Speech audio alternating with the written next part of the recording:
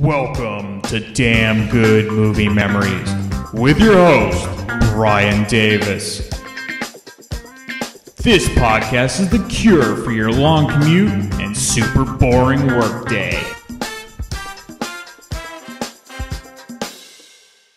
Hey there, it's Brian Davis, and for this week's episode, we're going to cover the movie Father Was a Fullback from 1949. The studio was 20th Century Fox, and the release date was September 30th, 1949. The running time is 84 minutes, and it was in black and white. I tried to find the budget, but couldn't. But I did find the box office, which was $1.8 million, and this was the 59th ranked movie of 1949, according to a Variety magazine article from January of 1950. Leonard Maltin, from his Classic Movie Guide, gives it 2.5 out of 4 stars. His quick little synopsis is, wholesome comedy with an engaging cast. Fred MacMurray is a football coach with as many household problems as on the gridiron. I'm pretty sure I saw this movie on Turner Classic Movies at some point, and I enjoyed it since it's fun, it's quick, it's a comedy, and it had two of my favorite classic actors, Fred MacMurray and Maureen O'Hara. And eventually, 20th Century Fox and other film companies began to release on-demand DVDs, which are essentially DVD-Rs, pressed from the studio, and that's how I got Father Was a Fullback. All right, let's get into the main cast. Fred MacMurray plays George Cooper, and I covered MacMurray's career during the Shaggy Dog episode, but I can give a quick recap of his most popular films prior to Father Was a Fullback. MacMurray would eventually be known for his lovable dad type roles similar to this film, but early on he was definitely in more leading man type roles and even film noir, most notably Double Indemnity with Barbara Stanwyck in 1944. His most consistent co-star was Claudette Colbert. He appeared in 7 films with her from the 1930s through the 1940s. He also appeared in 4 films with Carole Lombard. Maureen O'Hara plays Elizabeth Cooper, and I covered O'Hara's career in the Sitting Pretty episode, which was a year prior to Father Was a Fullback. But if you missed that episode, go back and check it out. But O'Hara was born in Ireland before moving to Hollywood when she was 19 in the late 1930s to kind of further her acting career. O'Hara was best known for her strong female roles and no-nonsense attitude, along with her beauty and her flowing red hair. And fans of Disney films will remember her from the original Parent Trap as the mom of Haley Mills. A few memorable early roles for O'Hara included Jamaica Inn, which was a Hitchcock film, The Hunchback of Notre Dame, How Green Was My Valley, and Miracle on 34th Street. Other well-known co-stars in this film include a young Natalie Wood, who also played O'Hara's daughter in Miracle on 34th Street. Also, Thelma Ritter's in this, Rudy Vallee, Jim Backus, and Betty Lynn. The director was John Stahl, and this would be Stahl's second-to-last film before his death in 1950. Stahl started directing silent pictures in 1913. His most notable films include Imitation of Life with Claudette Colbert in 1934, Magnificent Obsession with Irene Dunne in 1935, and Leave Her to Heaven with Gene Tierney. All right, let's get into the film. So like most movies of this era, the film starts with the opening credits, which are far shorter than, the eternity that modern credits take. But for this movie, the credits are absolutely fun. There's these little charming still cartoons drawn of the main characters in the film. The film begins with narration from Elizabeth Cooper, that's Maureen O'Hara, giving the main plot of the film. This is Riverville, better known as University City. And this is the story of what happened at the State University the year we had a losing football team. My husband, George Cooper, is the head coach at State U. And that's me there in the stands during the 3rd game of that dreadful, disastrous season. And that's my husband, George, the nice-looking one. And that creature next to him is Roger Jessup. Couldn't you just guess it? He is the president of the Alumni Association. George Cooper, played by Fred MacMurray, is dressed like the legendary Chicago Bears coach George Halas while standing on the sidelines with his fedora and long wool coat. The footage from the movie is actually real because it's some sort of college football game at the time. I can't tell you which teams are playing because very few teams had logos on their helmets or jerseys in that point. Plus, the film's in black and white, so there goes trying to identify a team by color. Now, I love my dad and my uncle were always able they were the best at figuring out which pro teams from back in the day are from black and white films, so it's always funny to hear them, when they see black and white footage to pick out, oh, no, that was the Lions, or those were the, whoever. So the college that George coaches is called State College. I know, very original. Kind of reminds me of Beverly Hills 90210 when all of the cast went to CU. Anyway, State finally scores a touchdown on a long pass, but it's called back due to a penalty. Even though Elizabeth isn't coaching, she still goes through the trauma of a losing team as the crowd berates George every chance they get, and she hears every taunt. Finally, after one fan won't stop saying what a terrible coach George is, Elizabeth stands up and pulls the guy's hat down over his eyes. Dejected, George tries to make the best of a terrible season when he addresses the team in the locker room after the game. Well, boys, we can't win them all. There's another Saturday coming up. Yeah, Santa Clara.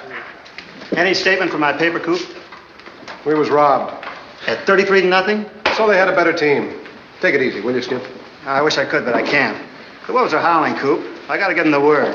Nothing personal. Okay, throw them a bone.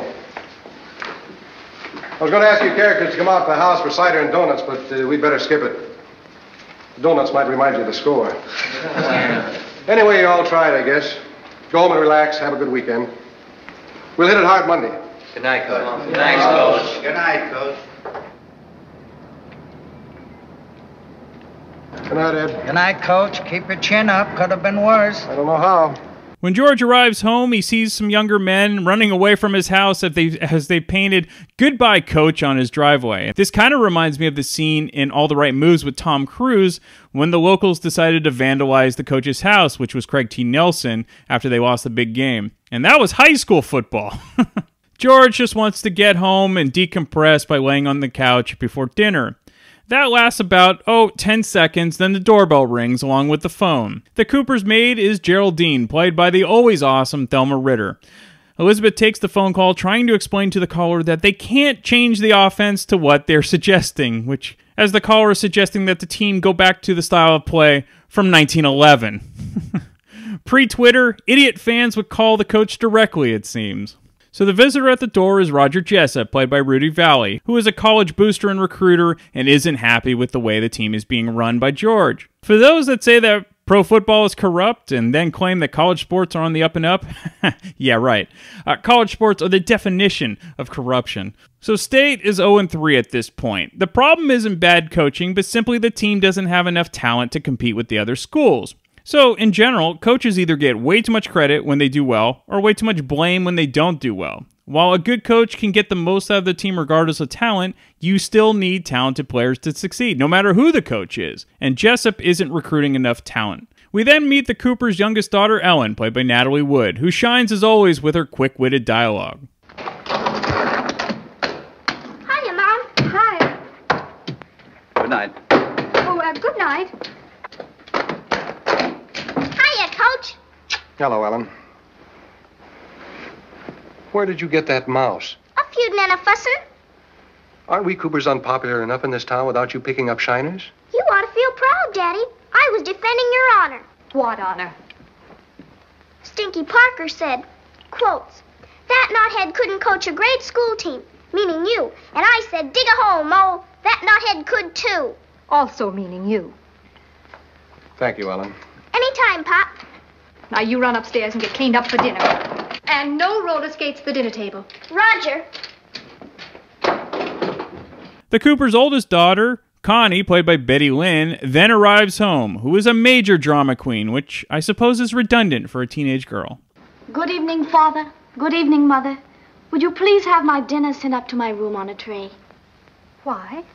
Because I'm going to stay in my room alone for the entire weekend until Monday when I have to go back to school. But until then, please, may I have all my meals on a tray. The score was only 33-0. There are more important things in life than football, Father. Oh, and if any mail comes for me from Confession Stories, please have it sent up to me, unopened. Has she been writing those stories again? No, dear. The same one she wrote last spring. She's just tired of being rejected, that's all. Rejected? By the magazines? By the boys.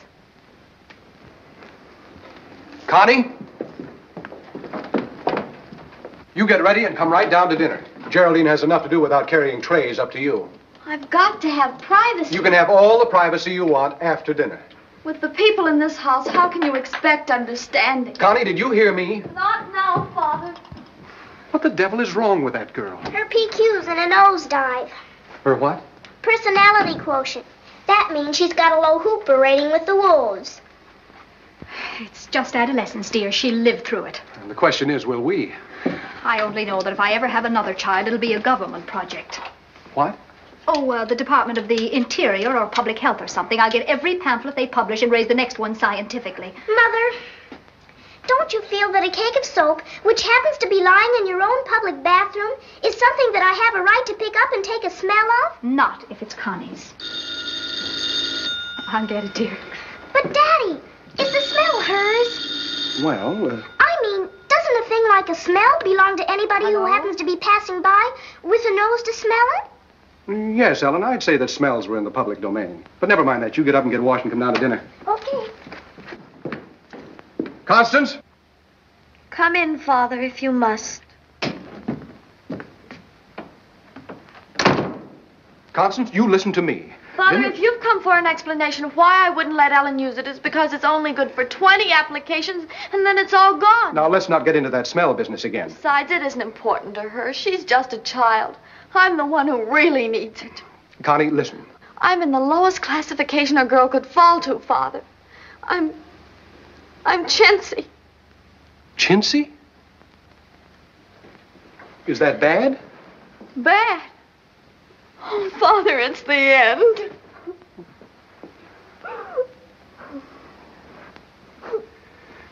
Connie, it's time you and I talk some plain, unadulterated common sense. The only classification I'm interested in is your relationship with this family. You are one of four of us. Therefore, you are entitled to only 1/4 of the tantrums around here. Do you understand? Tantrums? Is that what you think of me? What else do you want me to think? I come home for a little peace and quiet, and do I get a little peace and quiet? No. All I get are problems, and problems about girls at that. You always wanted a boy, didn't you, Father? You were always sorry I turned out to be a girl, weren't you? Connie, you know that isn't true. I'm sorry I let you down, Father. I'm sorry I wasn't a potential tackle. Connie, for heaven's sake. Listen to me, darling. I'm not sorry you're a girl. You're a wonderful girl. You're young and attractive. Why, you've got everything. Except a passing grade in Latin.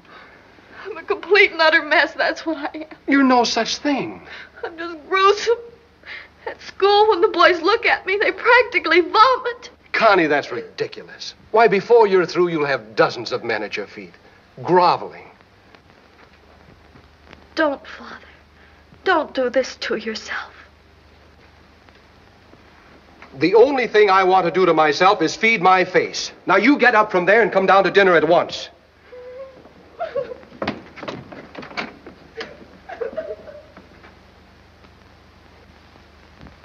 Please come down to dinner at once. I can't. To match Ellen's wit, you have Geraldine the maid, which is basically the role that Thelma Ritter always seemed to play and be typecast as. Well, dear, did you common sense her? Yes. No. Liz, we've got to be especially nice to Connie. Something is wrong with her. Connie's a pill. You sign off.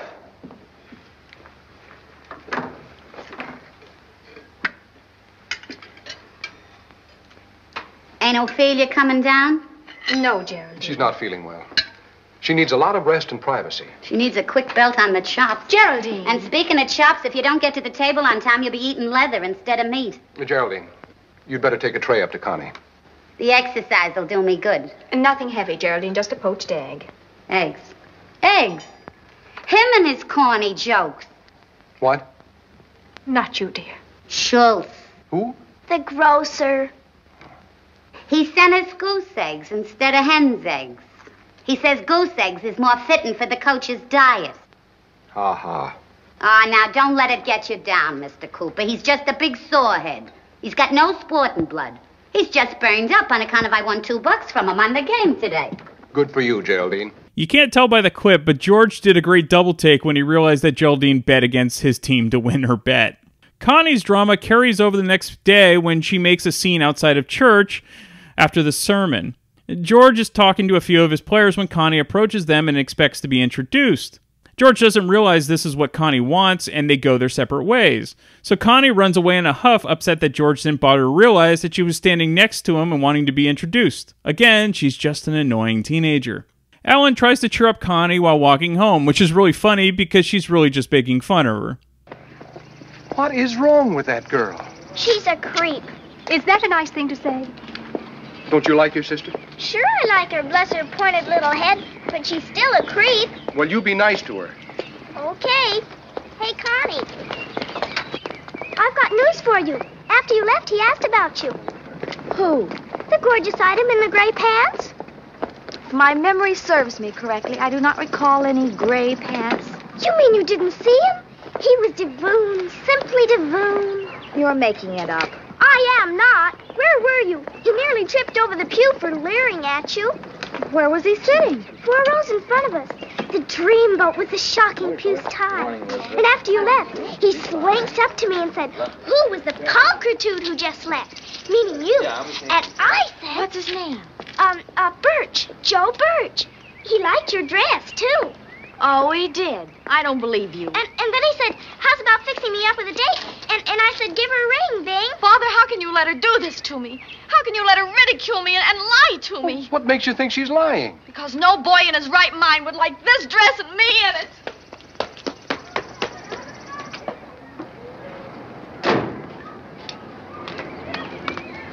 Next time, dear, couldn't we have a nice, quiet Cocker Spaniel? They shed. George walks outside and talks to his neighbor, Professor Sullivan, played by Jim Backus, about his predicament with Connie. Sully, as George calls him, suggests that someone call Connie acting like the boy that Ellen made up. George says he just can't do that since Connie knows his voice. You can kind of see where this one's going. A few hours later, Connie gets a call from, quote, Joe Birch, basically saying that he saw her at church and likes her, and this is actually Sully disguising his voice. The plan backfires when Connie invites him over to the house. Sully panics and hangs up the phone while his little daughter comes into the room after listening to the call. Connie now thinks that a college freshman named Joe Birch is interested in her. Ellen, of course, spoils the ruse. Hiya, Coach. Hi, Ellen. Say, Coach. Oh, George, I'm so excited myself. You'd think it was my first date. Say, Mommy, Ellen, by the way, just what's all this lying about you're lying about? Listen, is Mr. Sullivan going to college? Not going, dear. He's a professor. He teaches English literature. No, I mean going. Well, Ellen, that's ridiculous. Go and get cleaned up. Daphne heard him gurgling on the phone like a worn-out wolf that he's a freshman in college. Oh, what an idea. George Cooper. And he was pitching woo with a girl, too. Daphne thinks maybe she ought to tell her mother. George, you didn't. Father's little helper. Oh, you couldn't. But, Liz, you said yourself it's what she needed. My intentions were... My poor darling up there full of goosebumps about some boy who isn't even going to happen. Well, she's my poor darling, too. I was only trying to help. You said yourself, ego and adolescence. Which is difficult enough for Connie without having her father completely foul it up. Gee. That's enough out of you. Go to your room. Well, the only thing to do is to tell her. And the sooner the better. Oh, no, Liz, don't do it. Well, why should we continue this disgraceful deception? Well, because she's happy with her goosebumps. Let her keep them. She's happy over something that isn't going to last. What do you want her to do, marry the first guy who telephones her? Are you afraid to tell her the truth? George, you're a coward. Yes, I am. The longer we put off telling her the truth, the longer she'll be happy. All right, I did it. I'll tell her. I'll tell her just as soon as I get up the courage. Very well. At least I can try and prepare. So while at a gas station, Sully gets a bright idea to bribe the attendant to act like Joe Birch and show up to Connie's house for a date. George and Elizabeth aren't aware of Sully's plan and are about to break the news to Connie when, quote, Joe Birch shows up to their house. Unfortunately, like a typical screwball comedy, Ellen, Sully's daughter, and Geraldine all decided to do the same thing and found their own Joe Birches, and they all show up at the same time. Connie is humiliated and runs up to her room. In the meantime, George still has a game to plan for as State is traveling to Santa Clara for their next game. They end up losing 13-0. Next up is Nebraska, and State's losing streak continues as they were narrowly beaten 7-6. George returns home to find out about Geraldine's gambling habits and Connie's decision to refurnish her bedroom, which cost a whopping $76, which, back in 1950, that was a lot of money. Hi, Mr. Cooper. Welcome home. Hello, Geraldine. How are you? I'm beat to the socks. One I should pour you out a stiff slug? No, thanks, Geraldine. Oh, boy, them games. I got 'em on the radio. Did I sweat out the last quarter of that Nebraska clam bake? I had $2 riding. Oh, here, I'll take those. I'm sorry you lost, Geraldine. She didn't lose. Now, look, Geraldine, I'm about as broad-minded as they come, but do you think it's loyal to take the money I pay you and bet it against me? Well, now, look, is that the democratic attitude for you to take? You want I should bet on you and lose the shirt off my back? Well, not exactly, but you could refrain from betting at all, you know. It's not against private enterprise? Look, when a girl sees a chance to make herself a couple of fast bucks, you ain't going to take it personally, are you? Well, no, I didn't mean that. After all, dear, the money is hers. I know, but it gives a man a feeling he's nursing a serpent in his bosom or something. Look, Mr. Cooper, a buck is a buck. Mother, is he here? We'll be right up, dear.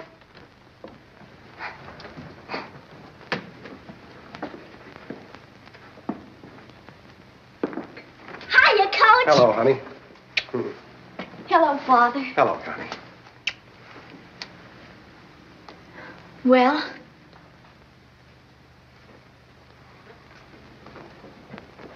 For $76, isn't this a little stark? I spent most of the money for the tools of my trade. What are you going to be, a monk? The fact is, Father, I am dedicating fully myself to literature. I'm going to be a writer again. I see. Do you sleep on this? What have you got in it, spikes? Boards, dear. I'm not seeking the comforts of life, Father. You may have them all, Ellen, dear. I'll not be needing my beauty preparations anymore. Boy, oh boy, the full glamour. There go the best years of your allowance, dear. All my tissue creams for sagging facial muscles, my eyebrow pencils, and everything. Just what I needed. Oh, yes. I don't see how you got along without them all these years. Especially the tissue creams for the sagging facial muscles. Later on, when I make my fortune, I'm going to get a dictaphone and electric typewriter. AC or DC? But until then, I'll just have to write in longhand. Here's where I keep my pencils. My blue pencils for blue penciling, and my regular for regular. Mm-hmm. And of course, for final manuscripts, I'll write in ink. Why don't you get a chisel and cut your major works in stone? Father! He was just teasing, dear. You just can't get understanding from the older generation. Maybe not, but with this stuff, I'm sure going to get whoop whistles from the younger. Gee, Connie, thanks. That's all right, dear. I think I'll go to work now. What are you going to write about this time? More true confessions? No, because I never did hear from my dancing story, and I thought it was awfully good, didn't you? I thought it stank. Oh, don't be uncouth. No, this time I'm going to write real-life stories. I've decided real-life stories are easiest to do. But just what? In order to write about real life, you have to draw on something secret and sinful in your past. Why don't you tell about the time we stole Grandma's fruitcake? Oh, don't be absurd.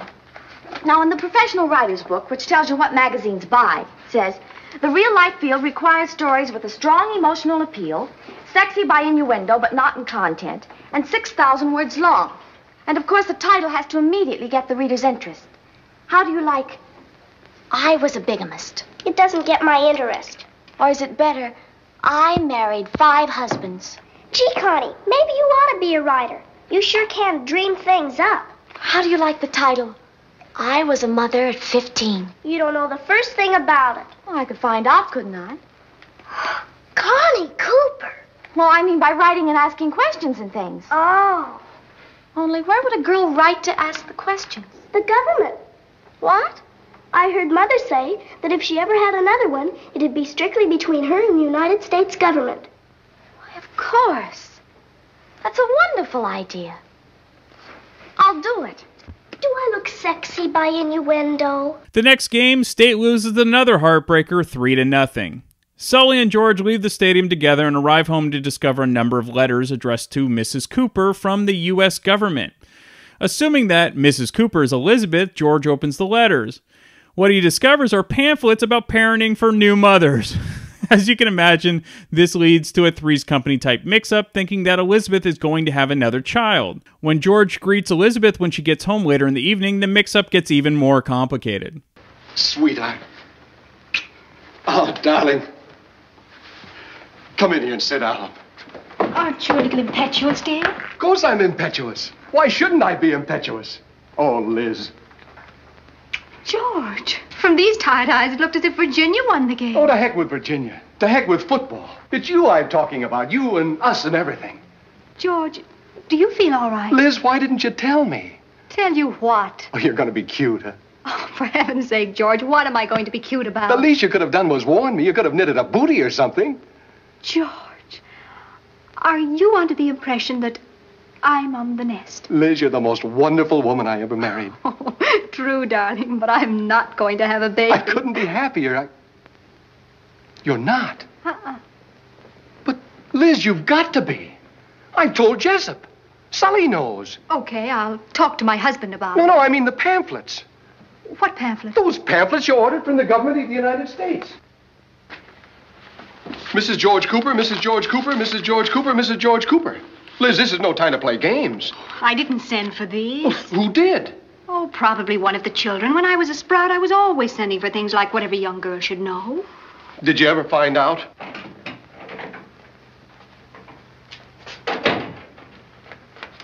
Ellen, where are you going with that? She hasn't felt good all day. She's all doubled up like a bullfrog. She's got a terrible bellyache and she just upchucked. Who? Connie.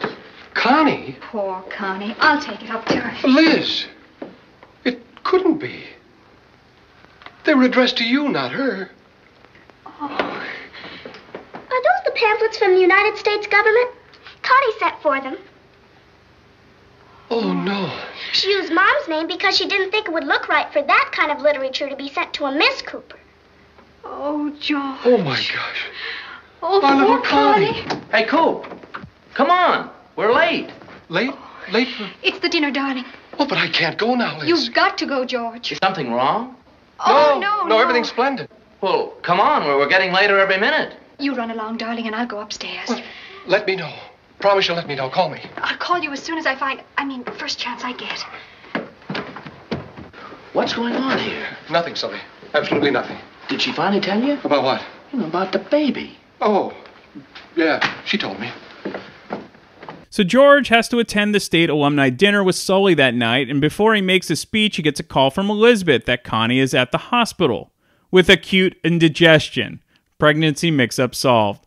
Now, with his spirits raised with Connie's news, George gives a rousing speech to the alumni about beating their arch-rivals Tulane in the final game. Even if the team loses every game during the season but beats Tulane, all is forgotten. Essentially, George's job depends on if he wins the final game. So, does State beat Tulane? Does Connie finally find happiness? Well, the last 20 minutes of the movie will answer those questions, but I'm not going to spoil it for you. And so, if you want to watch the film, you don't have to buy it. The film is available on YouTube for free in its entirety if you want to seek it out. Or you can just listen to the radio adaptation I have at the end of this episode. Unfortunately, Fred MacMurray isn't the main star, it's Paul Douglas. However, you still do get Maureen O'Hara, and this is from the Lux Radio Theater from March 20th, 1950. But first, some fun facts. Betty Lynn would be best known for playing Barney Fife's girlfriend, Thelma Lou, on The Andy Griffith Show. And of course, Barney Fife was the great Don Knotts. Maureen O'Hara was only 6 years older than Betty Lynn, who played her daughter in the film. Gotta love it. All right, I teased the old-time radio version from the Lux Radio Theater, so let's play it now, and I will be back next week for yet another random movie from my DVD collection. Lux presents Hollywood.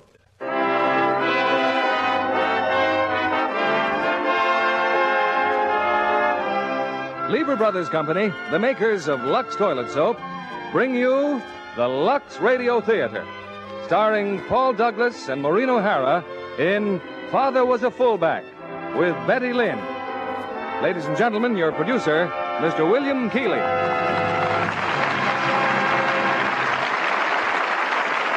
Greetings from Hollywood, ladies and gentlemen. If in the spring a young man's fancy turns to thoughts of love, so in the fall his heart goes out to the poor football coach whose team can't win games. But even as you and your neighbor, the coach has other problems that go on all year long. For instance, the adventure of raising a family. And when the family includes a daughter who has a certain amount of difficulty attracting a boyfriend, well, it's apt to be a hit motion picture. We hear this side of the coach's life tonight in the 20th Century Fox comedy success, Father Was a Fullback. In her original role, we have a lovely lady whose vivid beauty always brightens this stage, Miss Maureen O'Hara. Co-starring with her as the coach, who is without fame in his own house, is a comedian whose rapid rise to stardom is unique even in this fabulous city, Mr. Paul Douglas. And as the daughter, we present Miss Betty Lynn, the same talented young actress you saw on the screen. You know, I'm sure none of the young ladies of our audience need to be coached on the advantage of Lux Toilet Soap. After seeing close-ups of their favorite stars on the screen, they know that Lux Soap Complexion Care is the right beauty care for them. Now, here's the first act of Father Was a Fullback, starring Paul Douglas as George and Maureen O'Hara as Liz, with Betty Lynn as Connie.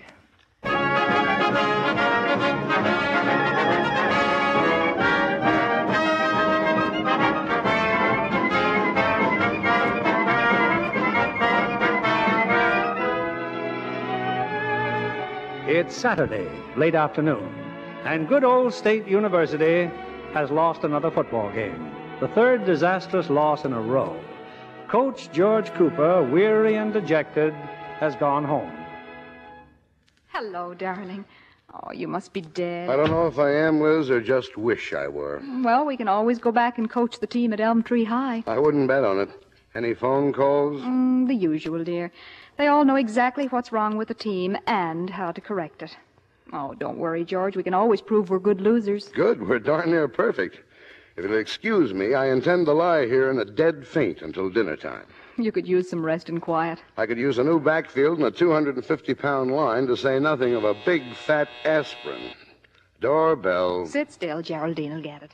Take it easy. Take it easy. Good evening. Mr. Cooper home yet? He's all pooped out in the parlor, Mr. Jessup. Thank you. George?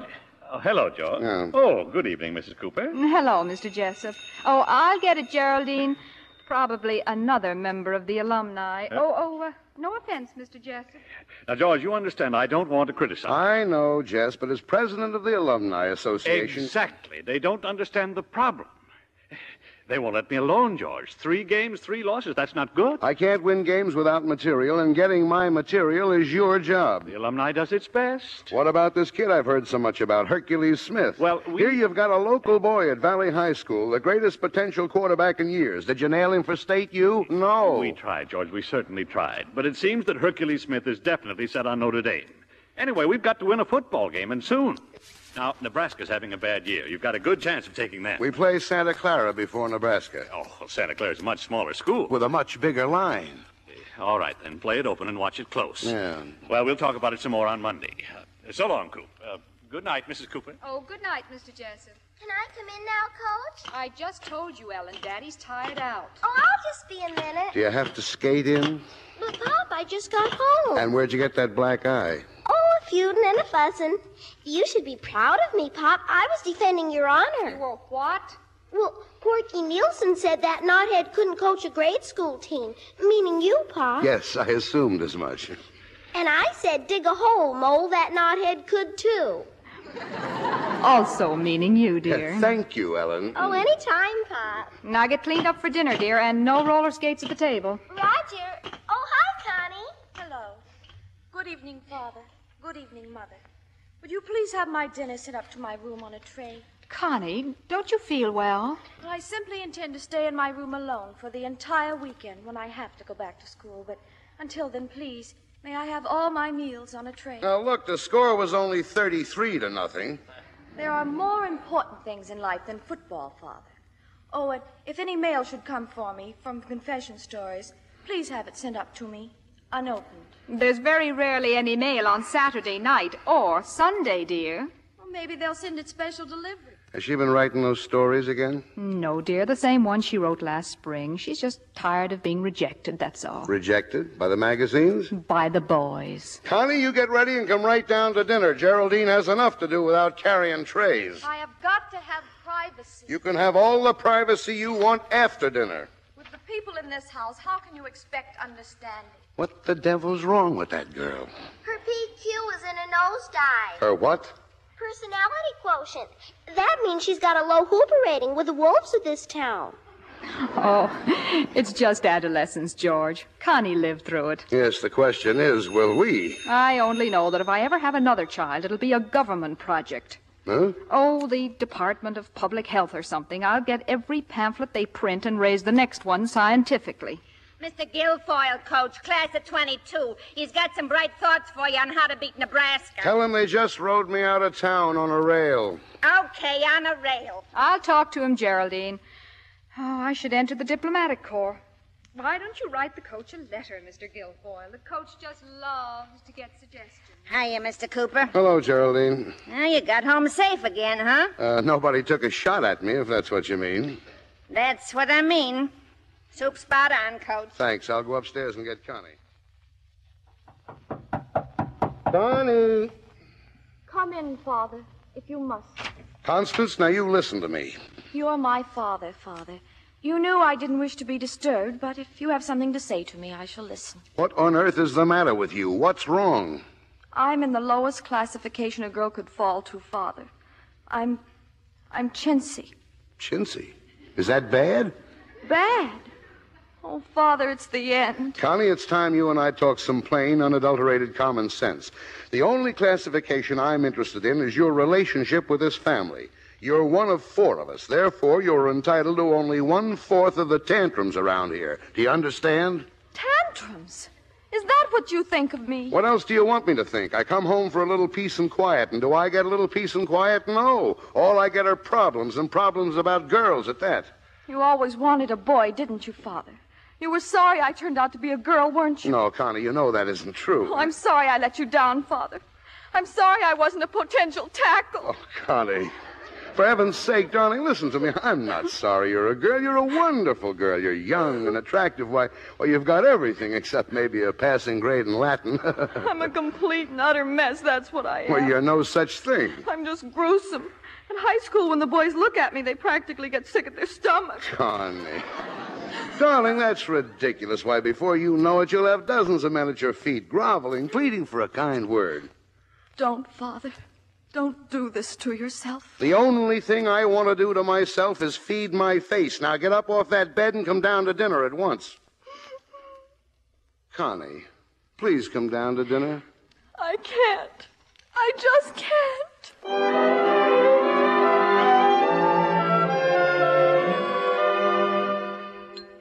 Well, I guess Connie isn't coming down after all. Did you common sense her, Pop? Just concentrate on your soup, Ellen, and don't suck it. Drink it. Liz, we got to be especially nice to Connie. Something is wrong with her. Connie's a pill. You sign off. Ain't Ophelia coming down? She's not feeling well, Geraldine. She needs a lot of rest and privacy. She needs a quick belt on the chops. Geraldine. Okay, I'll bring her a tray. Exercise will do me good. Nothing heavy, Geraldine, just a poached egg. Eggs, him and his corny jokes. What? Not you, dear. The grocer, Pop. Schultz. Schultz? He sent us goose eggs instead of hen's eggs. Says goose eggs is more fitting for the coach's diet. Ha ha. I don't want to get you down, Mr. Cooper. He's just burned on account of I won $2 off him on today's game. Well, good for you, Geraldine. Pop, but Geraldine bet on the other team. Finish your soup. Pop, is Connie going to church tomorrow or just sit in her room? Let's wait till tomorrow and find out, shall we? I know I'm sure going to church, and I'm going to pray for Pop. That's very sweet of you, dear. You bet. For a whole new backfield and an end who can catch passes.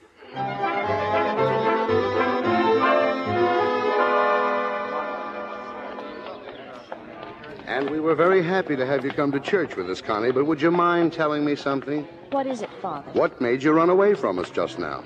Far be it from me to humiliate you, Father. What? Oh, it was quite obvious you were all ashamed of me. Oh, Connie. Not that I blame you, Father. Blame me for what? For not introducing me to those men you were talking to. What men? The remnants of your football team, darling. But I was just saying hello to the boys. Am I supposed to introduce her to half the state U team at church? Of course not, Father. Pardon me if I walk on ahead. She's a creep. Ellen, is that a nice thing to say? Don't you like your sister? Well, sure I like her, bless her pointed little head, but she's still a creep. You be nice to her, you hear me? Okay. Hey, Connie. Hey, wait a minute. Isn't it obvious that I prefer to walk through life alone? Oh, I got news for you. Somebody asked for you back there in church. Who? You mean you didn't see him? He was Devoon. Simply Devoon. Oh, you're making it up. I am not. He even asked me your name. Well, who was he? What's his name? His His name? Of course you're making it up. Oh, yeah? Well, his name happens to be Joe. Joe Birch. And he asked for our phone number, and he's going to give you a buzz, so there. Father, how can you let her do this to me, ridicule me, and lie to me? All right, she's lying. You come back here and walk with us, Ellen. Very well, Father. What's wrong with that girl? Nothing, dear. She's just going through a phase. Next time, Liz, couldn't we just have a nice, quiet cocker spaniel? They shed.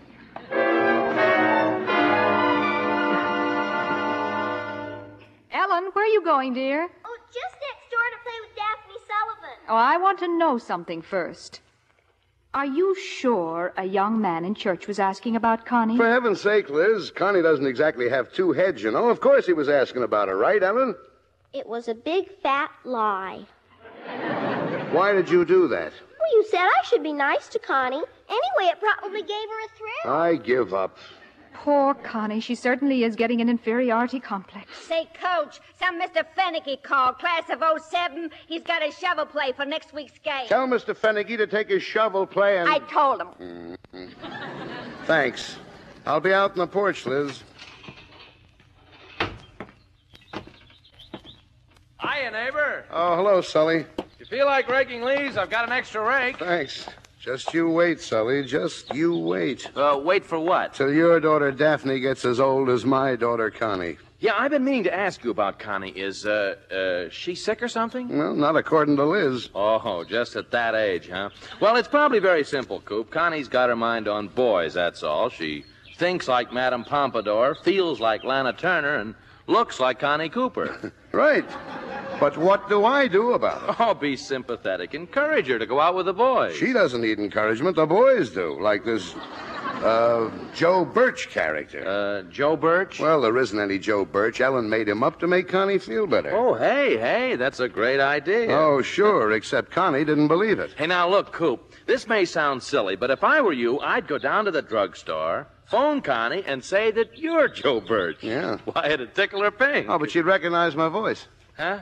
Oh, yeah. But what about you? Hey, why don't you call her? Me? Oh, now, wait a second. She's not my daughter. She's your daughter. Yeah, she sure is. Oh, well.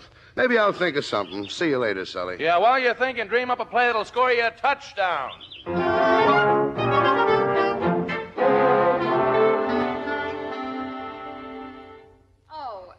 Come in, Mr. Jessup. Thank George will be so happy to see you. He's there in the living room taking a nap.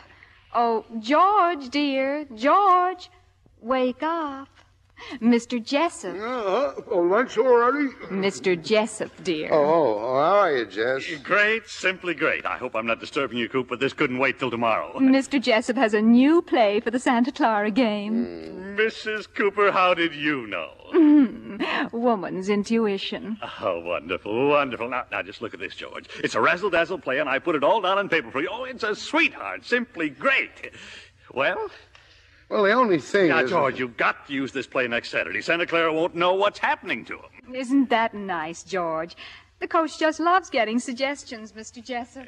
Now, listen carefully, George. As you can see, it's not too easy to execute. It starts with a modified T formation. The end's cheated out like this, you see. Oh, I'll get it, Liz. Hello? George, this is Sully. Okay, I'm a schnook. Bring on the pigeon. What? Why, you... Oh, hey, just hang on. I'll call her. Who's it for, dear? Oh, for Connie, naturally. Our older daughter's very popular, Jess. Oh, whoever wants her. Well, it sounds like somebody at the corner drugstore. Huh? Connie! And just how does somebody at the corner drugstore sound? Yes, Father. Another phone call for you, dear. What? Look, George, I can only stay a moment. Oh, sure, Jess. Yeah, now, sure. the ball is snapped back to the quarterback, who pulls a spinner. Probably Betty to let me know if 2 parts peroxide and 1 part ammonia really make a gray streak or not. I think gray streaks are terribly distinguished, don't you, Mother? Oh, terribly, especially on a child your age. Yes. Now the fullback crosses and takes it on the run. Hello? Hello. The fullback lugs it across the field with both halfbacks behind him. Mother, it's a boy. Who? The fullback. No, then he shoves it back to the left halfback. I think he said his name was Joe Birch. The fullback? Sure, but then Ellen was telling the truth. George, we've got to do something about that child. She's even lying now about her lying. Honestly? Well, that's awfully nice of you, Mr. Birch. What? You're a freshman? But you sound so terribly mature and everything. Mother, he's a college man. Well, isn't that... Well, it so happens I haven't a thing to do this afternoon. I did have a tentative date, but I broke it. Can I ask him, Mother? Oh, certainly, darling. Elizabeth, no, Connie, I forbid it. But now, Father, really, George. It's 689 Miller Road, Mr. Birch, right off the campus, and I'm going to hang up right now so you can't say no. Goodbye. Oh, Mother. Easy does it, darling. Well, Coop, what do you think of the play? Some razzle-dazzle, huh? Yeah. Elizabeth, this Joe Birch might be a juvenile delinquent or something. Oh, don't be silly, George. The only trouble with the play is it requires 7 passes. They're only little passes, but there are 7 of them. Will you help me, Mother? I've simply got to change my dress. Maybe you'd like to study this. I'm just trying to help, George. It might win for us Saturday. Something's got to. Yeah. Oh, wait a second, Jess. I'll walk out with you. Liz? Yes, dear? I'll be right back. I just want to see Sully for a minute.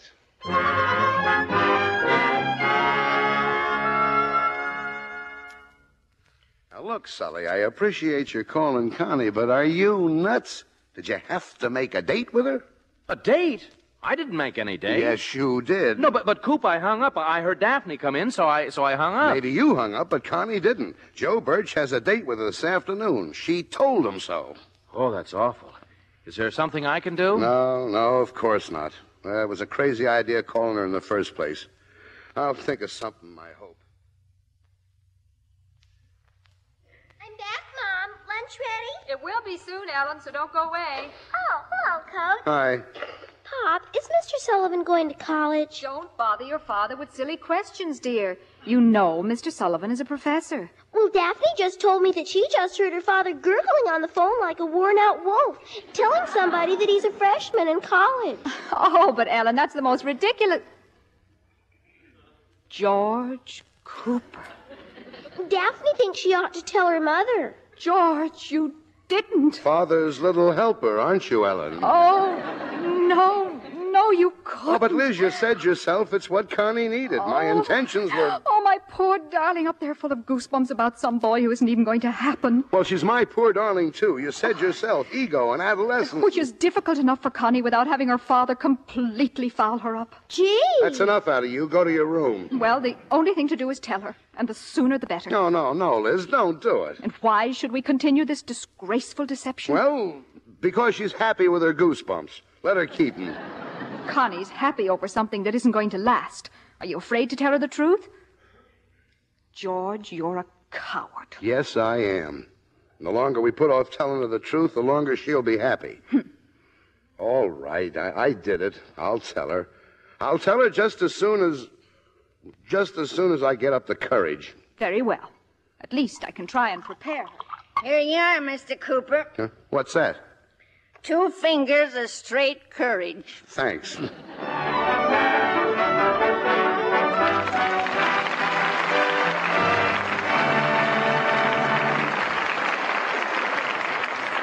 Before we return with Act Two, Father Was a Fullback, here's Libby Collins, our Hollywood reporter.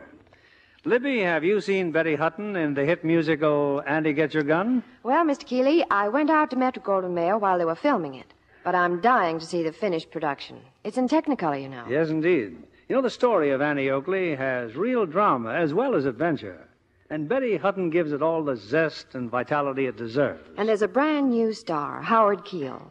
In the part of Frank Butler, he brings romance and a wonderful voice to this sparkling musical. Louis Calhern as Buffalo Bill and Edward Arnold as Pawnee Bill certainly prove that there's no business like show business. Why, Mr. Keeley, that's the title of my favorite song in the picture. Well, it's rather hard to choose from all the famous Irving Berlin tunes in the picture. And Betty Hutton really knows how to put over a song. She's never had a better background for her talents than in Annie Get Your Gun. A Wild West show, trick riders, Indian raids. This MGM picture is one excitement after another. And that includes Betty, the human dynamo. Well, she's continuously exciting, John. So enthusiastic about everything she does. And always so radiantly good-looking. A beauty aid she depends on is Lux toilet soap. She's keen about that new bath size cake. The bath-size Lux toilet soap is made to please lovely stars like Betty. It's as luxurious as a soap can be. Betty tells me there's nothing more refreshing than a Lux soap beauty bath, especially after one of those dance routines. Gives her skin all over Lux loveliness, so quickly. That creamy, abundant lather does the trick. Yes, it leaves skin feeling soft and smooth, beautifully fresh. And screen stars love the delicate perfume Lux soap has, a flower-like fragrance that lasts. Yes, for lovely arms and shoulders, for all-over complexion beauty, this satin-smooth bath cake is the choice of women everywhere. Your store is featuring Lux toilet soap now. Be sure to put both the bath and the complexion size on your shopping list. Try the beauty soap 9 out of 10 screen stars use. Fragrant white Lux toilet soap. Now, our producer, Mr. William Keeley. Act 2 of Father Was a Fullback, starring Maureen O'Hara as Liz, Paul Douglas as George, with Betty Lynn as Connie.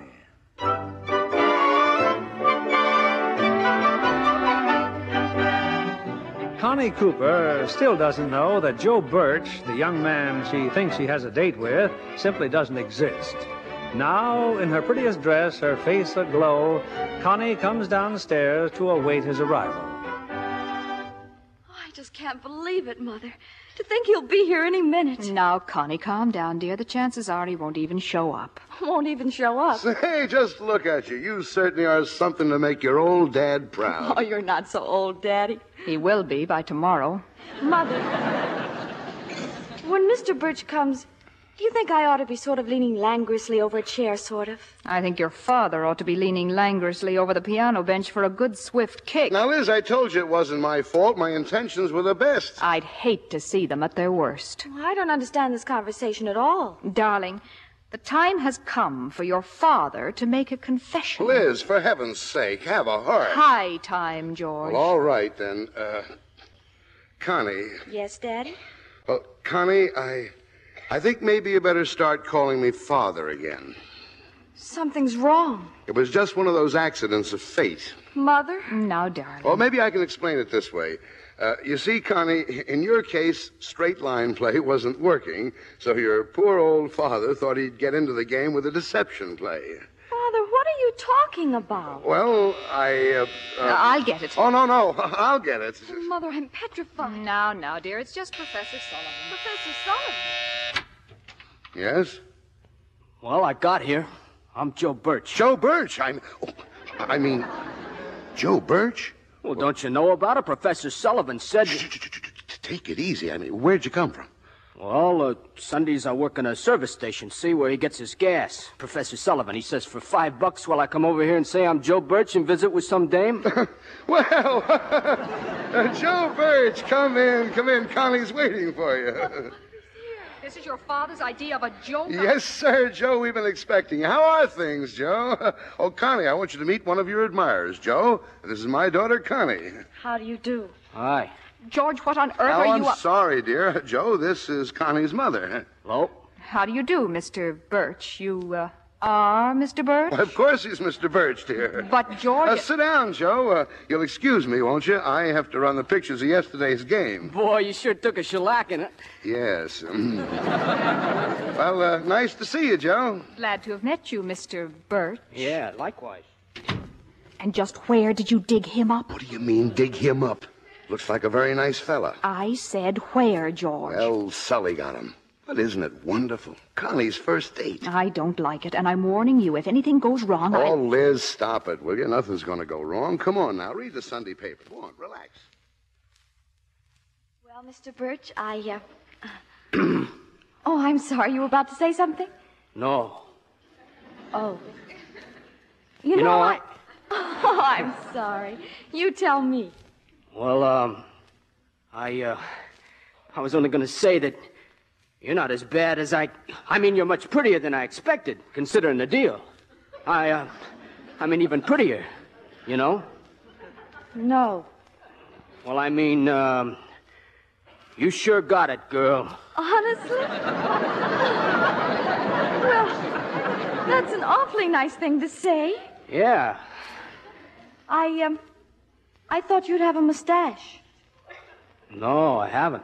Well, I only thought. They're tough to grow, believe me. Oh, I believe you, Mr. Birch. Yes? Nothing. Shall we just sit here and chat? It's okay by me. It's better than wiping windshields. What a clever a thing to say. I never thought of it that way before. You know, Mr. Birch, it's always been one of my very favorite.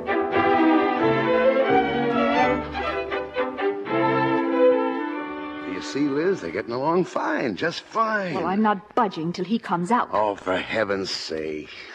Coach, I got one. Where's Connie? In the living room and get away from that door. But I got a surprise for her. This way, Porky. Hi, Connie. Well, come on, Porky, get in here. My name's Joe Birch. I saw you in church. I'm a freshman. Are you Connie Cooper? Ellen, no, we got one already. Get this kid out of here. Oh, my poor darling. I said just what you told me to, Ellen. But how'd that other fella get in here? Liz, I didn't know Ellen was going to get... I certainly wish you'd tell me these things, Pa. Blackmail. Oh, Mother, how could you let them do this to me? Now, don't get upset, darling. There's just been a mistake, that's all. I'll say. When Professor Sullivan hired me, he didn't say there was going to be more than one. Blackmail and barter. Oh, the humiliation. Yes? I'm Joe Birch, the college man. Hey, a sailor. Now, look, you. Hiya, sailor. I come like you said, Geraldine. Oh, no, not another one. Well, I was just trying to help, Coach. Thanks very much. Well, I guess you're too late, Pete. The position's been filled. How about tonight, you and me, huh? Oh, go away.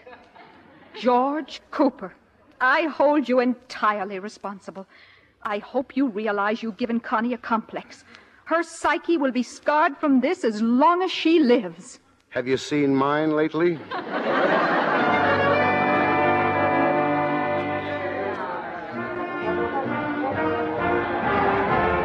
State University team leaves for Santa Clara game. Coach Cooper confident of victory against Santa Clara.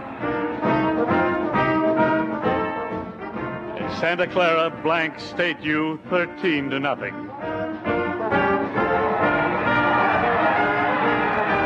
Experts predict State U to beat Nebraska. Cooper confident of victory against Nebraska. Nebraska whips State U 7-6.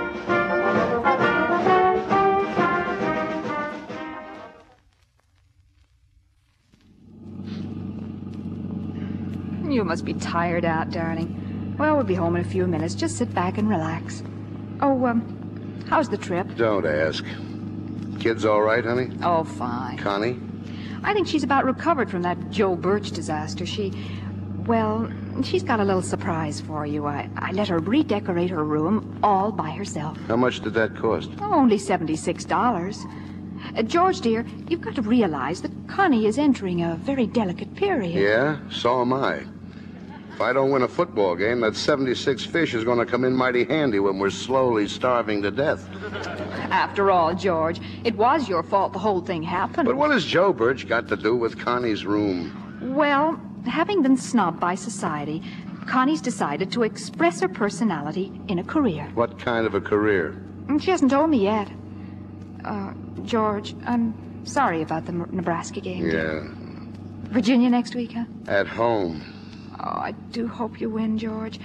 Oh, by the way, isn't that an alumni dinner the same night? Please, don't remind me.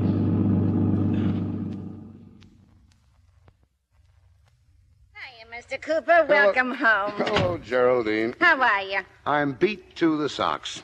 Oh, boy, that game on Saturday. Did I sweat out the last quarter of that clam bake? I had $2 riding. Sorry you lost, Geraldine. She didn't lose, dear. Now, look, Geraldine. I'm about as broad-minded as they come, but do you think it's loyal to take the money I pay you and bet against me? Oh, what's so wrong? You want I should bet on you and lose the shirt off my back? After all, dear, the money is hers. Gives a man a feeling he's nursing a serpent in his bosom or something. Look, Mr. Cooper, a buck is a buck. Hello, Father. Hiya, honey. How are you? Oh, I'm quite well, Father, thank you. Hiya, Coach. Hello, Ellen. Just look, Pop. Just look at Connie's room. Well, quite a change. But for $76, isn't this a little stark? Well, I spent most of the money for the tools of my trade. Oh, what are you going to be? A monk? Well, the fact is, Father, I'm dedicating myself to literature. Oh. I hope you'll excuse me now. I was just about to start my story. Oh, go right ahead, honey. I'll drop in on you later. Can I watch it, Connie? Can I? Well, for a minute. What are you going to write about this time? More true confessions? No, because I never did hear from my dancing story. This time I'm going to write real-life stories. There's just one difficulty. There is? Yes, in order to write about real life, you have to draw on something secret and sinful in your past. It says so in the writer's handbook. And, of course, the title has to immediately get the reader's interest. How do you like, I Was a Bigamist? It doesn't get my interest. Well, how about, I Was a Mother at 15? But you don't know the first thing about it. Oh, I could find out, couldn't I? I mean, by writing and asking questions. Who'd tell you anything like that? By the government, of course. Hey, maybe you're right. I heard Mom say if she ever had another one, it'd be strictly between her and the United States government. Why, of course. That's a wonderful idea.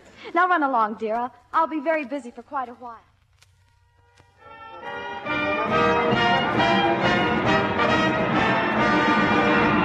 Up here in the press box, ladies and gentlemen, during this really great football game. Score is still 0-0 with only 3 minutes remaining. It's State's ball, second down and about 6 yards to go. Coop, please, listen to me. Not now, Jess. I'm trying to watch the game. But now's the time. Now. Here's where you've got to use the razzle-dazzle. If you don't use that play now, you're crazy. Jess, for the love of Mike, go and get lost. What? You heard me. Get out of here before they carry you out. Well, I must say.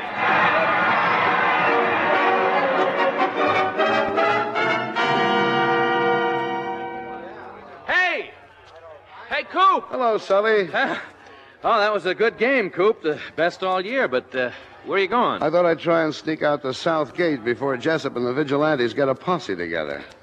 Well, why? What's wrong? Apart from losing. Oh, he tugged at my sleeve and I blew my top. Yeah, that wasn't smart. I know. Well, phone him later and apologize. No, I said too much and too loud. It's better than beachcombing. Besides, Jessup probably feels silly about it. That was a great game, Coop. Tell that to the alumni tonight. Yeah, I'd be glad to.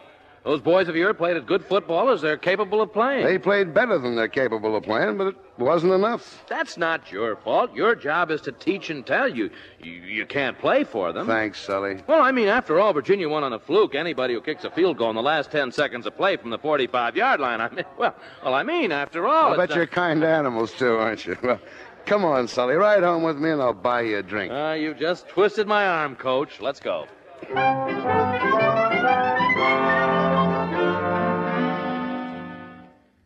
Looks like we're the only ones home, Sully. And it also looks as if the mailman's been here. Yeah. Holy smoke, look.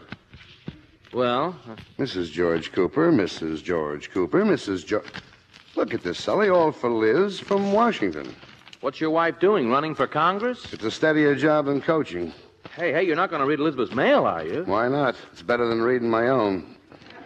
Huh? What in the world? Hey, Sully, look.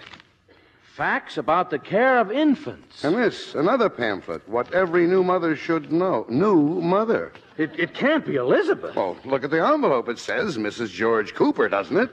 Well, what do you know? Your newborn baby. My newborn baby. Well, maybe you and Elizabeth have secrets from each other. Oh, I just can't... Why wouldn't Liz tell me? Well, maybe she just wants to surprise you. A thing like fatherhood is nothing to surprise a man with. Well, don't get sore, Coop. Sore? I'm delighted. It's wonderful. Well, I'm going home and tell my wife. It might stir some ambition in her. Yeah, look. Coop, call up Jessup. Tell him the news. It might help things. I'll take a rain check on that drink, Papa.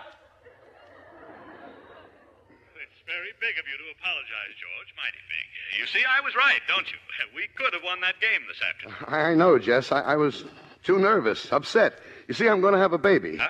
I mean, Liz is going to have a baby. Well, congratulations. All the more reason for winning that Tulane game next week. Remember, it's the last game of the season, and it's very important. Particularly to you, George. Yeah, I know. You haven't forgotten about making a speech tonight. Oh, no, I haven't forgotten. See you in a couple of hours, Jess. Everybody loves a baby. Liz! Oh, sorry I'm late, darling. Oh, Liz. I just stopped off at the market. You wonderful, wonderful woman.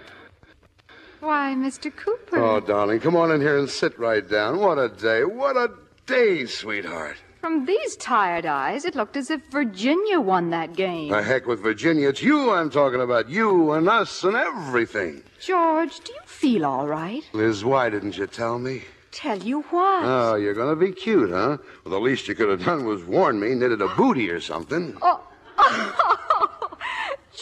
George, are you under the impression that I'm on the nest? Liz, you're the most wonderful woman I ever married. Oh, true, darling. But I'm not going to have a baby. I couldn't be happier. Why, You're not? But, Liz, you gotta. I mean, I told Jessup. Sully knows, and Okay, I'll talk to my husband about it. I mean the pamphlets. What pamphlets? Well, those pamphlets you ordered from the government of the United States. Here, look at them, all addressed to you. Liz, this is no time to play games. But I didn't send for those pamphlets. Well, who did? Oh, probably one of the children. When I was a sprout, I was always sending for things like what every young girl should know. Did you ever find out? Now, look, George. Ella? Is that you, dear? In a minute, Mom. What's that you've got? Oh, just a hot water bottle. It's for Connie. She's all doubled up like a bullfrog. She feels just awful. Who? Connie, Pop. Connie? Oh, give it to me, Ellen. I'll take it right up to her. Liz, it couldn't be. Those things were addressed to you, not her. Oh, they came, huh? Connie sent away for them. These pamphlets? Oh, no. She used Mom's name because she didn't think it'd look right for that kind of stuff to be sent to a Miss Cooper. Oh, George. Oh, my gosh, my little Connie. Oh, my poor little girl.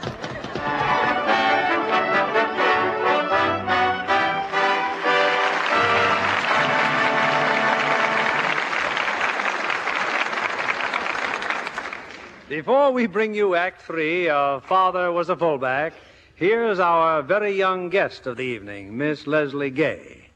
Leslie, though only 15, is being tested at 20th Century Fox Studios. But meanwhile, you're not neglecting your schoolwork, Leslie. No, Mr. Keeley. My sister Deborah and I have been going to the schoolhouse on the studio lot for a year. I'm used to combining stage and school. You see, my whole family's in the theater. I've been on the stage since I was 9. Your main interest is singing and dancing, isn't it? Oh, yes. And I dream of doing a musical comedy part someday. If ever I could be half as wonderful as Betty Grable. Mm-hmm. Then you must have enjoyed seeing Wabash Avenue, Betty's latest Technicolor musical. You know, in a way, the plot tells Betty's own story and might predict a similar one for you, Leslie. A young and unknown actress rises to the top in the entertainment field. Wabash Avenue was a delightful picture, Mr. Keeley. The romance between Victor Mature and Betty Grable, and Phil Harris playing his rival. And how adorable Betty is, with that shining blonde hair and a simply heavenly complexion. Well, Leslie, that Lux complexion of Betty Grable's is famous. Every time I see Betty Grable, I tell myself, it's Lux Soap Care for me. That's a smart beauty resolve for any girl to make. Lux Soap facials are quick and easy, but they really work. Of course. That's why so many famous stars say they'd never be without Lux Toilet Soap. Recent tests by skin specialists prove how effective daily facials with Lux Soap's active lather can be. In actually 3 out of 4 cases, complexions became softer, smoother in a short time. Thank you, Leslie Gay, for coming tonight. Now, here's a suggestion to every woman who wants lovelier skin. Try Gentle White Lux Toilet Soap. See for yourself why 9 out of 10 screen stars use Lux Toilet Soap. We pause now for station identification. This is CBS, the Columbia Broadcasting System. You're listening to Same Time, Same Station, the best of old-time radio.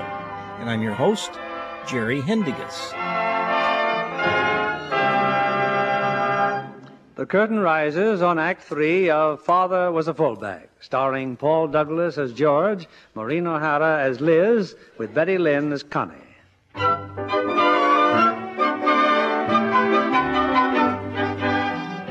At the George Cooper residence, things are still in a state of imminent disaster. But poor old George has had to rush away. An alumni dinner's in progress, and George is expected to make a very important speech. And now, gentlemen, it affords me great pleasure to call upon the head coach of State's football team, our own Coop. George, what's the matter with you? Huh? I've just introduced you. Snap out of it, man. Oh, introduce me. Oh, well, gentlemen, I'd like Excuse me, Mr. Cooper, but you want it on the phone. Your wife, sir. Important. Thanks. Pardon me, gentlemen. I'll be right back. Oh, yeah. Shout, George. I can hear you. But I can't hear you. I thought you said hospital. That's just what I did say. I'm at the hospital now, and everything's going to be all right. Connie has acute indigestion. She's got acute what? Acute indigestion. Dreadful emergency. They're pumping her stomach now. Isn't it wonderful, George? Oh, what a relief. Dr. Adams drove us to the hospital. He's with her now, of course. And just as soon as he... Our cheerleaders tell me that they have a dandy new... Oh, well, he's back again. All right, Coop, the floor is yours. Yes, isn't it wonderful? They're pumping her stomach now. What are you talking about? Coop, what's the matter? Your speech. Speech? Oh, yeah, speech. I'm sorry to have run out on you, gentlemen. Little crisis at home, but it's all straightened out now. Well, we've had a rough year, all right. I don't have any alibis. The boys played their hearts out, and I tried too. But we've got to have better material next year.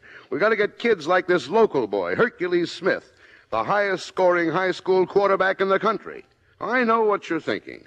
You're thinking maybe next year you ought to have someone else coaching.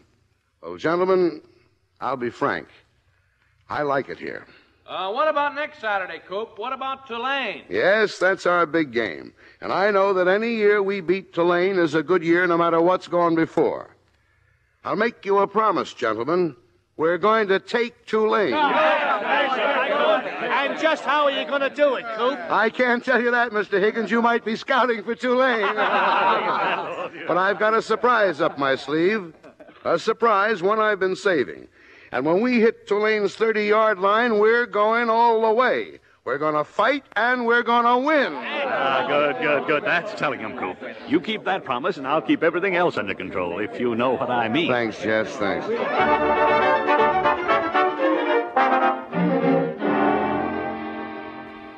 Well, where's the mail, Ellen? Anything for me? I had to hide it under my sweater. Here.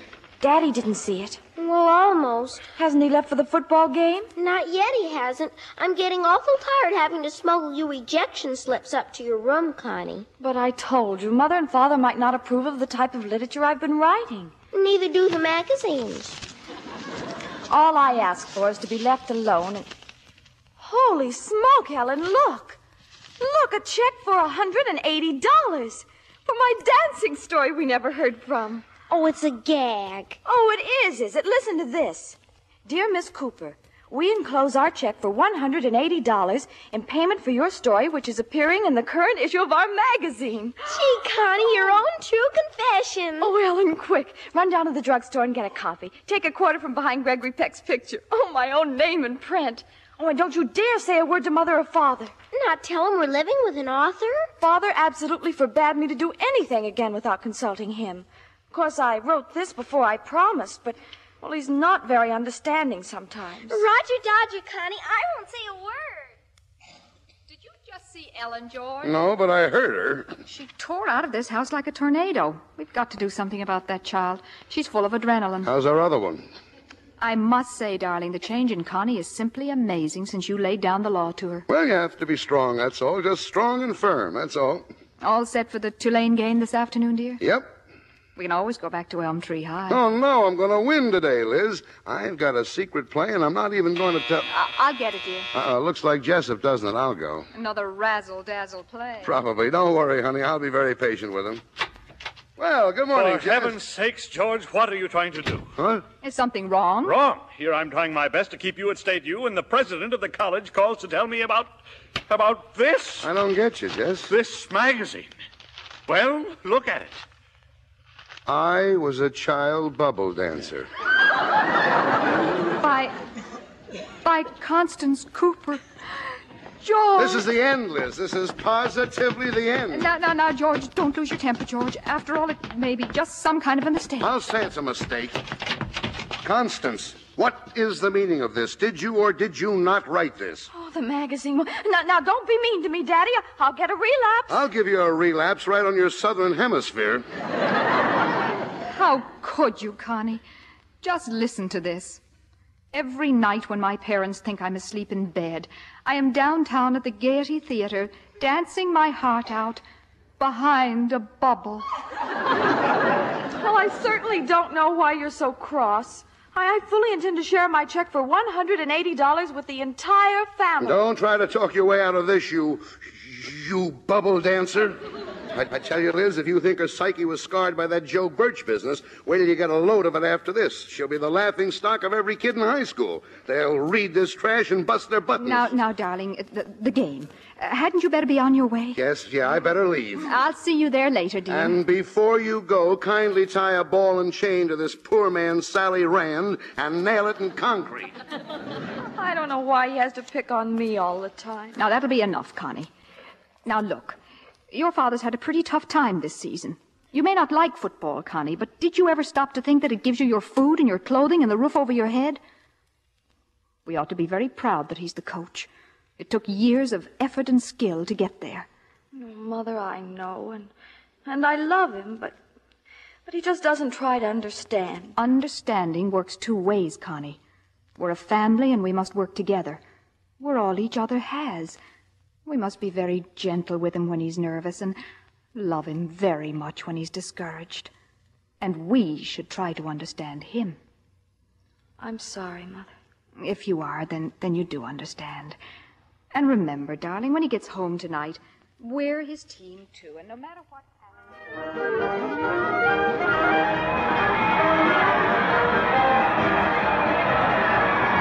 Ladies and gentlemen, this great classic, this traditional football game between State U and Tulane is about to get underway. Coming out on the field now, the State University football squad.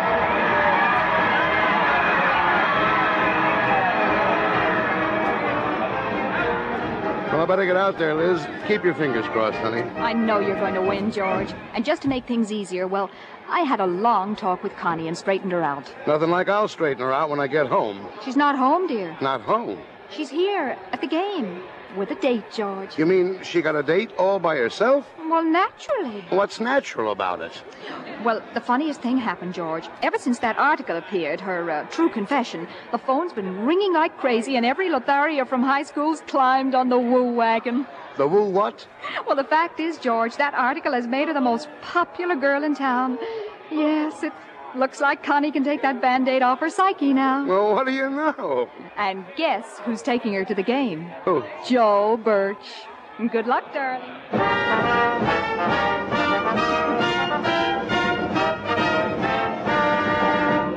And here we are, ladies and gentlemen, about 6 minutes into the fourth and final quarter of this terrific football game. Still no score. Tulane is going to punt. Yes, there it is. A nice end-over-end kick going down to State's 20-yard line.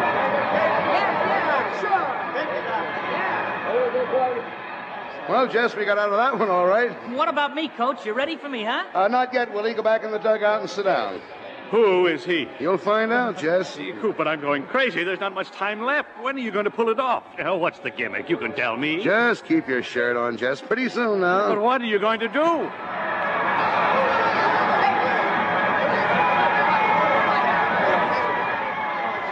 What a game, ladies and gentlemen, what a game. With 2 minutes remaining in this hard-fought contest, Coach George Cooper of State has so far failed to unleash his so-called secret weapon. But even without it, State has fought Tulane to a standstill. It's State's ball on Tulane's 34-yard line, and they're going...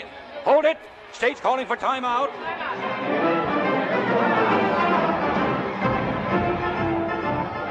George, now? Oh, please, George, now? Okay, Jess, now. Yeah, but what is it? Well, what's the play? It's not a play, it's a player there on the bench.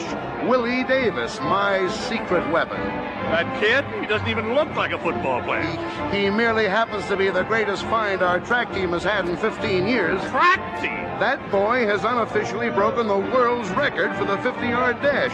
Even in a football uniform, he's like greased lightning. Yes, I know, but track... For 3 weeks, we've built plays around this boy, and when he takes off, he'll go through that Tulane team like a tiger shark. Jess, I told you we were going to win this game, and right now is when we're going to do it.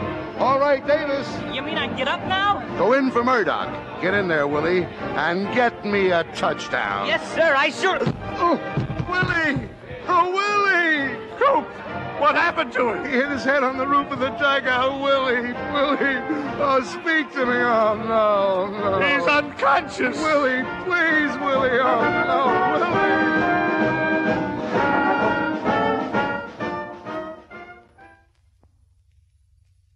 I can't believe it, George. I still can't believe it.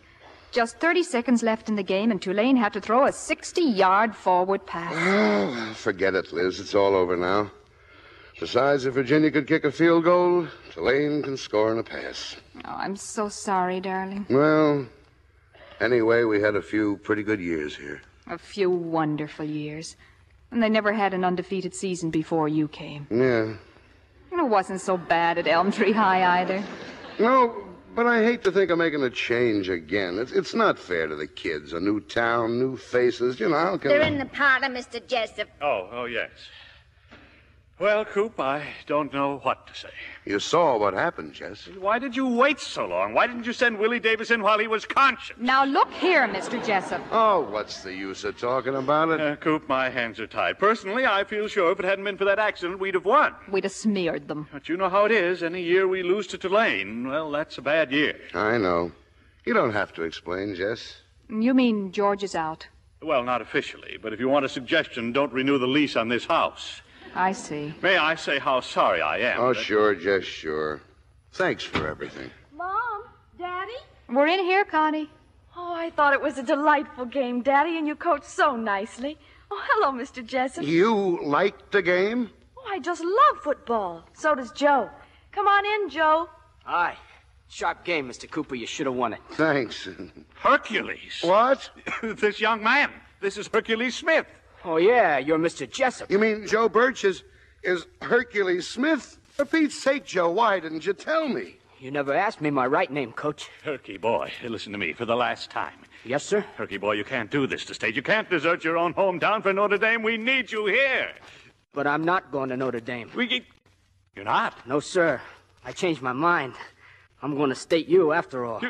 You are? Yeah, I made up my mind. I want to be where Connie's going to be.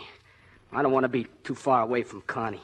Oh, Hercules. Why, that's great. That's simply fine. Congratulations, my boy. You'll never regret this decision. Yes, sir. I guess Connie's about the first girl I ever liked even better than Notre Dame. George! Yes, George, yes? all is not lost. Now, if I tell the alumni I can get Hercules Smith to stay here, I know I can sell them on the idea that you...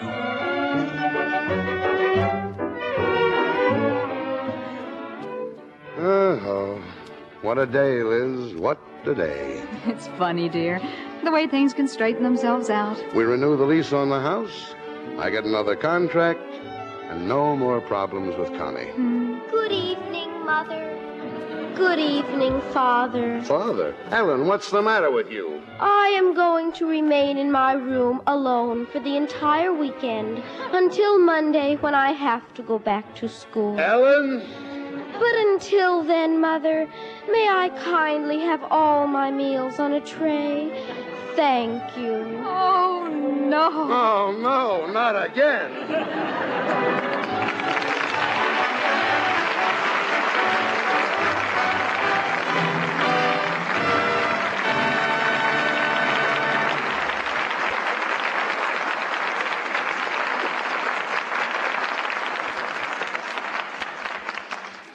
The curtain falls on Father Was a Fullback, and that well-deserved applause calls back our stars, Maureen O'Hara, Paul Douglas, and Betty Lynn.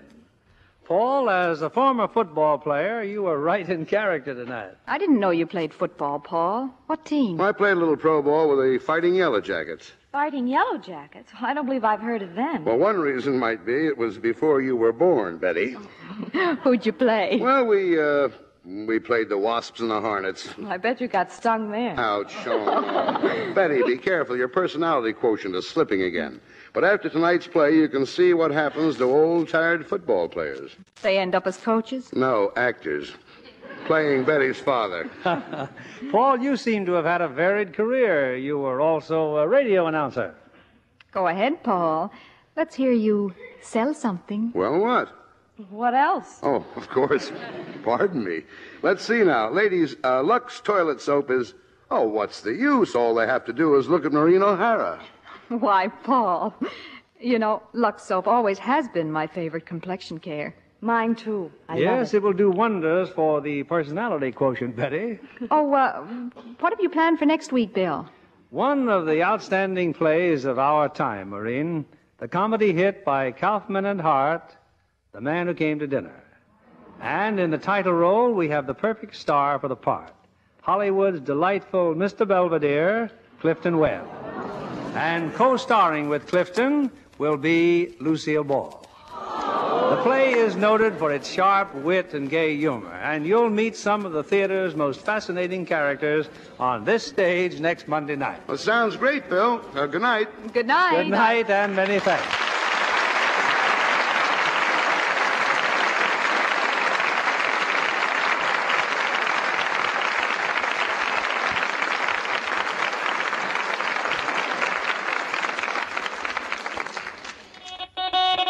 Here's a fashion flash from Hollywood. Vivid floral prints on washable silk make enchanting petticoats to wear with the new spring suits. Maureen O'Hara has one with brilliant red roses on a dark background. Of course, it gets Lux Flakes care, just as all her lovely lingerie does. If you hesitate to wash a printed petticoat, test a corner in plain water first. If it's safe in water, it's safe in Lux Flakes. Play safe with all your pretty lingerie. Don't risk wrong washing methods that soon fade colors. Actual tests prove Lux Flakes Care keeps slips and nighties color fresh 3 times as long. Get Lux Flakes tomorrow. Give all your nice washables that lovely Lux look.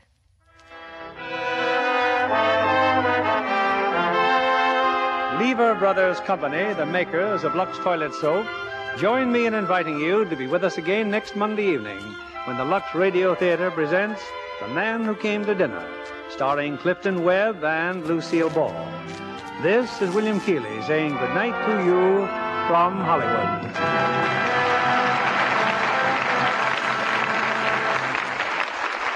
Maureen O'Hara appeared through the courtesy of 20th Century Fox, producers of Under My Skin, starring John Garfield. Paul Douglas will soon be seen starring in the 20th Century Fox picture The Big Lift.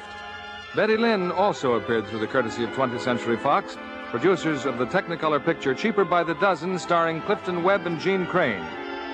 Heard in our cast tonight were Norma Jean Nilsson as Ellen, Jim Backus as Sully, Willard Waterman as Jessup, and Ruth Parrott, Eddie Firestone Jr., Gil Stratton Jr., Charles Wolfe, Bill Johnstone, and Eddie Marr. Our play was adapted by S.H. Barnett, and our music was directed by Louis Silvers. This is your announcer, John Milton Kennedy, reminding you to join us again next Monday night to hear The Man Who Came to Dinner, starring Clifton Webb and Lucille Ball. Stay tuned for My Friend Irma, which follows over these same stations. This is CBS, the Columbia Broadcasting System. Come hang out and chill with Brian A. Davis and the Bad Beat. Wednesdays, 11 p.m. Eastern, right here on thatmetalstation.com.